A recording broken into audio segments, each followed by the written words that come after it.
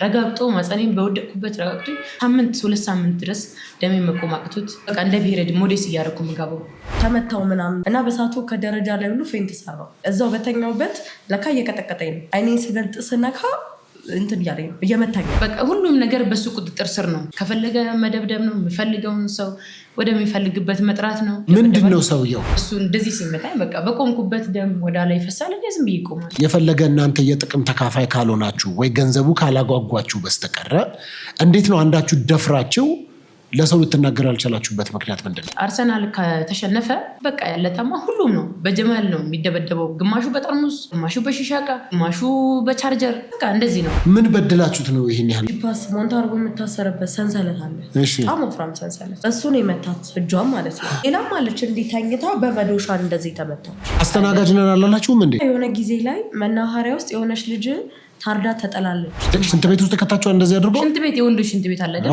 ጸጉር ይዞ ሄዶ እዛ ውስጥ አፍን አሽችው ይሄንን መደብደብ ተደብድቤያለሁ። ሴቶኔ እስከ መፈንከት ደረጃ ደርሻለሁ። እንዴ መሬት ተኝቼ ተረግጫለሁ። ጥሎኝ መሬት ላይ የረገጠኝ በሰዓቱ ማህፀኔ ነበር። በጣም ብዙ ደም ነበር የፈሰሰኝ። እግሬ ሁሉ መንቀሳቀስ እስከሚያቅተው ድረስ ማለት ነው። እውነት ኢትዮጵያ ውስጥ ነው የምታወሩት? እውነት ነው?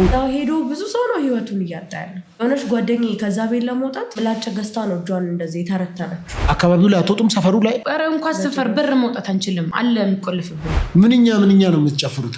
ይከፈታል ሁሉም በተገኘው መደነስ ነው። በዜናም ቢሆን እንደንሳለን። በዜናም ትደንሳላችሁ። ጥፊ ምናምንማ እንዳለ ነው። ጥፊ ስትመታ ትወድቃለህ። ያው ስትወድቅ ደግሞ ይረግጣል። ጭቃ እንደሚመርግ ሰው ነው እንጂ እኮ እንደ ጥፊ አይደለም። ለየት ያለ ሽቶ እንኳን ተቀብተን ብንገባ እሱ ሌላ ነገር ነው የሚያስቡ።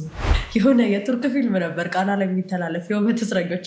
የውበት እስረኞች የኢትዮጵያ የውበት እስረኞች ነን ብለናል።